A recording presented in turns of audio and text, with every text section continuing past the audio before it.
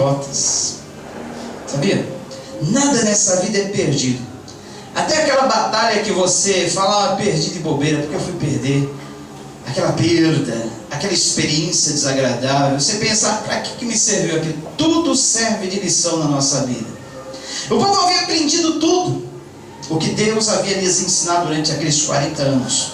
Agora eles tinham um rio a atravessar. E mais uma prova de fé. Porque nós somos assim. Quanto mais nós aprendemos com o Senhor, parece que mais nós desaprendemos. Quanto mais o Senhor se nos mostra e mais nós conhecemos a Ele, parece que mais o desconhecemos. E agora eles tinham que atravessar o rio. E a ordem do Senhor a Josué foi, olha, mande que os sacerdotes, conduzindo a arca do Senhor, que representava, simbolizava a presença de Deus, toquem com os pés nas águas. Relembrando, as águas do Rio Jordão podiam muito bem cobrir uma pessoa e ficar bem acima. E agora? Deus, tu está mandando que eu envie esses homens a pisar nas águas, entrar nas águas? Isso mesmo. Só que, quando aqueles sacerdotes, levando a arca, a presença do Senhor, pisaram nas águas e foram entrando, e foram cantando, as águas foram se abrindo, mas eles precisaram passar, pisar sobre as águas. Isso quer dizer para nós, sabe o que é isso? Em toda a conquista que nós temos, nós precisamos primeiro dar um passo de fé.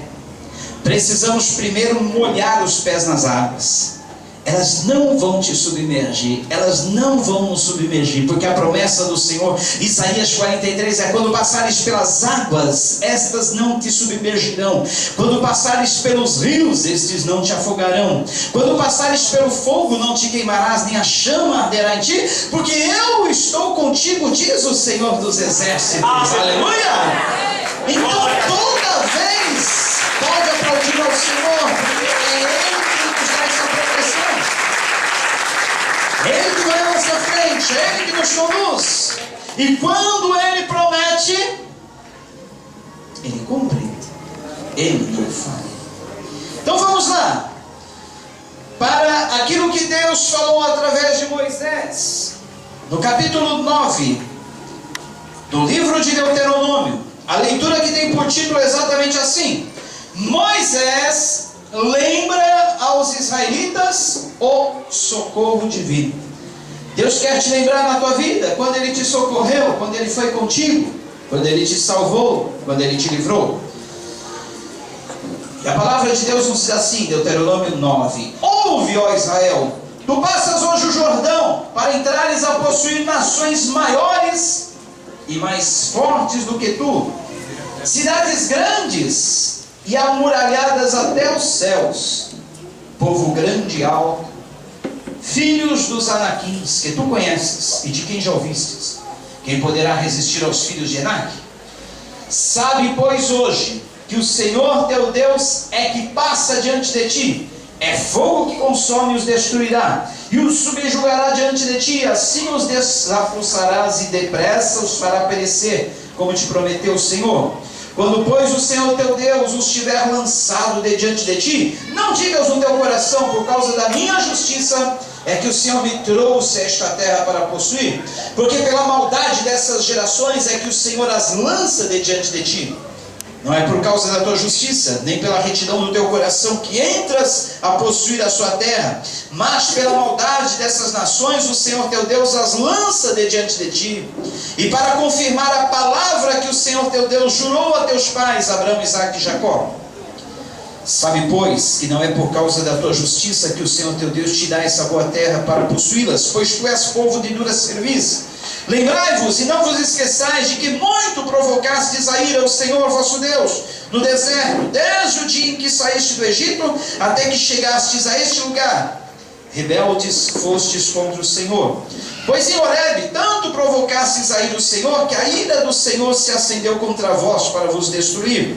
O Subindo eu ao monte a receber as tábuas de pedra, as tábuas da aliança que o Senhor fizera convosco, fiquei no monte 40 dias e 40 noites, não comi pão nem bebi água. Deu-me o Senhor as 2 tábuas de pedra, escritas com o dedo de Deus, e nelas estavam todas as palavras segundo o Senhor havia falado convosco no monte, do meio do fogo, estando reunido todo o povo. Ao fim dos 40 dias e 40 noites, o Senhor me deu as 2 tábuas de pedra, as tábuas da aliança, e o Senhor me disse: levanta-te, desce depressa daqui, porque o teu povo que tiraste do Egito já se corrompeu, cedo se desviou do caminho que lhe ordenei, imagem fundida para si fez.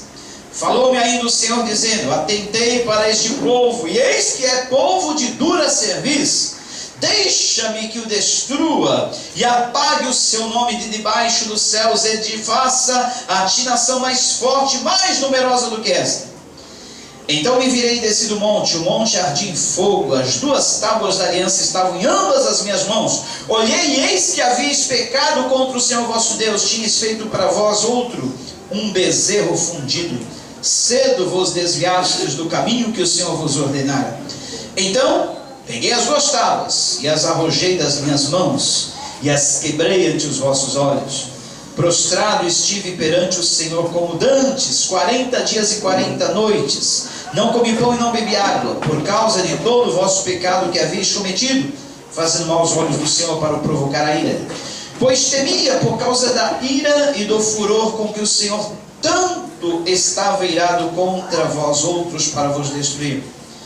Porém, desta vez o Senhor me ouviu. O Senhor se irou muito contra Arão para o destruir. Mas também orei por Arão ao mesmo tempo. Porém, tomei o vosso pecado, o bezerro que tinhas feito, e o queimei, e o esmaguei, moendo bem, até que se desfez em pó, e o seu pó lancei no ribeiro que descia do monte. Também em Taberá e Massá, em Quibrote Atavá, provocastes muito a ira do Senhor. Quando também o Senhor vos enviou de Cades Barneia, dizendo: subi e possuí a terra que vos dei. Rebeldes fostes ao mandado do Senhor vosso Deus, e não crestes, e não obedeceste a sua voz. Rebeldes fostes contra o Senhor, desde o dia em que vos conheci. Deus, que a tua palavra possa continuar falando conosco, que possamos ter um entendimento, saber o que tu queres em cada circunstância da nossa vida, que nada venha impedir ou atrapalhar o teu povo de receber o teu recado, continuar recebendo o teu recado nessa noite e colocá-lo em prática em nome de Jesus. Amém. Dos 7 pontos que eu havia separado nessa mensagem, nós só falamos sobre 2 no domingo passado. Eu repeti a introdução, e domingo passado, o primeiro ponto que eu citei foi: a vida é constituída de etapas. Tudo na nossa vida, como eu havia falado, nós vencemos através de etapas. Você vence uma etapa, aparece outra etapa nova na sua vida. Você vence um obstáculo aqui, aparece outro mais difícil ali. E tudo o que nós vivemos nas etapas anteriores, nas fases anteriores da nossa vida, vai servindo de experiência para as novas. A carta que Paulo escreveu aos Romanos, capítulo 5, ele fala dos benefícios e das vantagens que nós temos através das nossas tribulações. A tribulação produz em nossas vidas coisas tão preciosas que, se nós parássemos para imaginar, nós iríamos tratar com mais carinho as tribulações que vêm sobre nós. Por quê? A tribulação produz em nós paciência. A paciência, por sua vez, produz em nós perseverança. A perseverança, por sua vez, produz em nós experiência e traz esperança. Olha só que coisa bonita. Então, quando nós passamos por uma tribulação, adquirimos perseverança, adquirimos paciência. Em outra situação ou ocasião parecida, nós vamos ter experiência e assim vamos ter esperança com relação àquilo que está por vir. Esperança. Então, muito bem. Agora o